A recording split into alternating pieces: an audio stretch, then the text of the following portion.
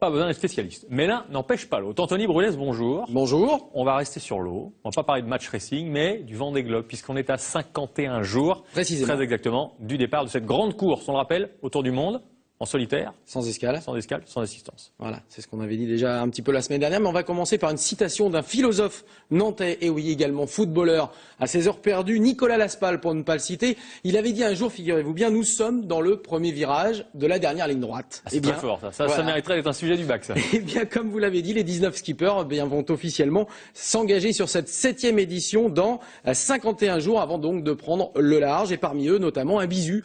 Tanguy Delamotte, à 34 ans, le vainqueur de la Solidaire du Chocolat 2009, passe un cap considérable en participant à cette magnifique aventure. Une de nos équipes l'a rencontré il y a quelques jours, c'était en mer. Stéphanie Labrousse et Fabien Madigo. L'Orient, le port d'attache de bêtes de course qui ont marqué un pan de l'histoire de la voile. C'est aussi la base de ce monocoque de 60 pieds emmené par Tanguy Delamotte. Un bateau construit en 1998 pour Catherine Chabot et qui sera, à 14 ans, le plus vieux bateau du Vendée Globe 2012.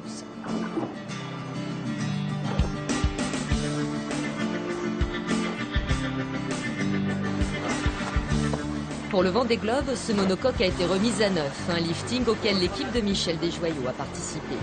Depuis, Tanguy Delamotte se familiarise au maximum avec son nouveau compagnon de route, un bateau qui lui va bien, est-il à dire.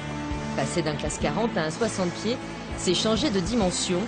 Pour le Vendée Globe, aucune prétention à la gagne, juste vivre l'aventure. On a le plus vieux bateau de la flotte, on a le plus petit budget de la flotte aussi, le plus petit court temps de préparation. Moi j'ai assez peu d'expérience en solitaire sur ce genre de bateau, donc l'objectif c'est clairement de faire la course, d'arriver au Sable d'Olonne, de finir, et puis de se faire plaisir entre temps, mais surtout d'arriver au Sable d'Olonne. Architecte naval et skipper, il a l'expérience de grandes courses, la Route du Rhum, la Solidaire du Chocolat. En 2011, il y a eu la Jacques Vabre, marquée par une avarie. Cette fois, gros morceau que ce premier tour du monde en solitaire. J'avais l'habitude, entre guillemets, de faire des traversées de l'Atlantique, donc c'est 3 semaines, et là c'est plus de 3 mois, donc c'est un gros challenge. Ouais. Une centaine de jours en mer en perspective, dont 80% passés dans cette zone de vie. Ici, le coin cuisine, évidemment minimaliste. Et juste à côté, il y a l'ordinateur de bord pour suivre la météo et faire les choix de route. Sur ce Vendée Globe, Tanguy Delamotte s'attend à bien des inconnus, à commencer par les mers du Sud.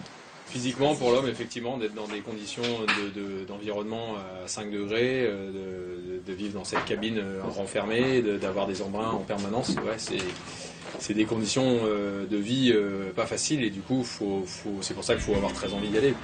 Y aller aussi pour une aventure solidaire. Le skipper et son sponsor soutiennent l'association Mécénat Chirurgie Cardiaque qui permet à des enfants atteints de malformations cardiaques d'être opérés en France. L'idée, collecter des fonds en incitant les internautes à suivre l'épopée de Tanguy sur le web.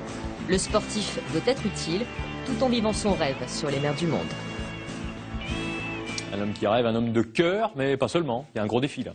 Un homme de défi, effectivement, puisque figurez-vous que Tanguy Delamotte va participer ce week-end au triathlon de la Baule. Et aux courtes distances, plus précisément, le courte distance, c'est l'équivalent en fait des Jeux Olympiques. Alors je vous donne un petit peu le détail, 1,5 km de natation, 40 km de vélo, voilà, 10 km de course à pied. Tous les jours. C'est pas mal quand même pour se préparer à un Vendée Globe avant 3 mois donc de mer. Enfin, dernière petite info donc concernant ce Vendée Globe. Mercredi prochain, une conférence de presse donc aura lieu à Paris. Les organisateurs pourraient officialiser la participation d'un 20e et dernier skipper, en l'occurrence le Polonais, je vais essayer de le dire, Zbigniew Gutkowski. Je crois que vous avez fourché sur une série. Oui, mais c'est par rapport au cas. Vous allez réviser ça, puis vous reviendrez nous en parler. Exactement. Merci beaucoup, Anthony Brulès. On va faire le point régulièrement sur ce Vendée Globe qui s'annonce donc dans 51 jours maintenant.